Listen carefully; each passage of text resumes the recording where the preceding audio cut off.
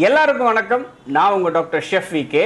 Covid வருதுன்றாங்க, வருதா இல்லையா அப்படிங்கிற மாதிரி நிறைய பேருக்கு ஒரு ஆசிலேஷன் மைண்ட் இருக்கு. கோவிட் வந்தால் என்ன பண்ண போகுது இந்த வாட்டி?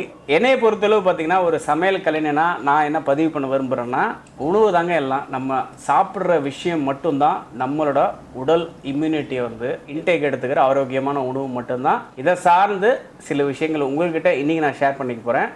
வயதானவங்க என்ன சாப்பிட்ணுங்கிறத நான் சொல்கிறேன். அடிப்படையாக தண்ணியை கொதிக்க வச்சு ஆறின தண்ணி தான் சாப்பிடணும். அதாவது வார்ம் வாட்டரை சாப்பிடலாம், இல்லை ஆறின தண்ணி கூட சாப்பிடலாம். ஆனால் பச்சை தண்ணியை தயவுசெய்து வயசானவங்க சாப்பிடாதீங்க. இப்போத்துலேருந்தே ஒரு ஹேபிட்டாக கொண்டு வந்துடுங்க உங்களோட டே டு டே ஸ்கெடியூலில். அடுத்தது மஞ்சளில் பல்வேறு ஆரோக்கியமான ஒரு விஷயங்கள் இருக்குது. இம்யூனிட்டியை எதிர்கொள்கிற ஒரு பவர் பார்த்திங்கன்னா மஞ்சளுக்கு இயல்பாகவே உண்டு. காஃபி டீ சாப்பிட்றத நிறுத்திட்டு பால் சாப்பிடும்போது கொஞ்சம் மஞ்சள் போட்டு நீங்கள் எடுத்துக்கிட்டிங்கன்னா மார்னிங் அண்ட் ஈவினிங் அது உங்களோட இம்யூன் சிஸ்டத்தை நல்லா பூஸ்ட் பண்ணி கொடுக்கும். அடுத்தது முக்கியமான ஒரு விஷயம் பார்த்திங்கன்னா பழங்கள். Vitamin C content நிறைஞ்சிருக்குது.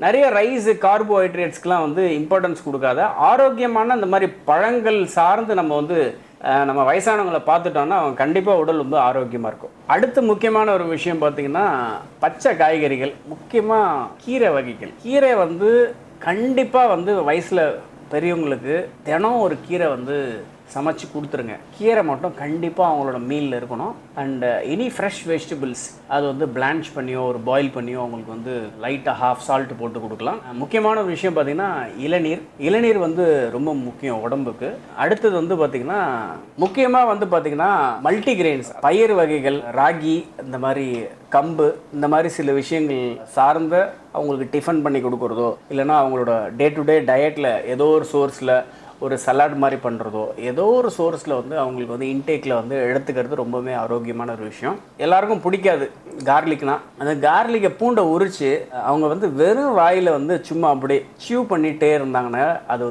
Immune content boost பண்ணி கொடுக்கும். ப்ரூவனான ஒரு ஃபார்முலா அது. ஃப்ரெஷ் ஜூஸ் வீட்டிலே பண்ணலாம். கேரட்டில் வச்சு பண்ணலாம், பீட்ரூட்டில் வச்சு பண்ணலாம். அப்புறம் பழ வகைகள், பப்பாளி ஜூஸ் கொடுக்கலாம். இந்த மாதிரி வெஜிடபிள்லையோ ஃப்ரூட்லேயோ ஃப்ரெஷ் ஜூஸு வீட்டில் அழகாக ஜம்முன்னு பண்ணி வீட்டில் பெரியவங்களுக்கு கொடுத்தா ரொம்ப எனர்ஜி கண்டென்ட்டாக ரொம்ப ஒரு பிரிஸ்காக ஆக்டிவாக இருப்பாங்க. இந்த மாதிரி ஒரு ஆரோக்கியமான விஷயங்களை அவங்க மைண்ட் செட்டு கொண்டு வந்துட்டு அவங்கள கேர் எடுத்துக்கிறது ஒவ்வொரு வீட்டில் இருக்கிற பசங்களோட ரெஸ்பான்சிபிலிட்டிங்கிறத மறந்துடாதீங்க. உணவு சரியான முறையில் நம்ம எதிர்கொண்டோன்னா எந்த ஒரு நோயுமே நம்ம சமாளிக்கலாம். இந்த டிப் உங்களுக்கு பிடிச்சிருந்துன்னா மறக்காமல் லைக் பண்ணுங்கள், ஷேர் பண்ணுங்கள், கமெண்ட் பண்ணுங்கள். ரைட்டில் இருக்கிற பெல் ஐக்கானை தட்டி விட்டுருங்க.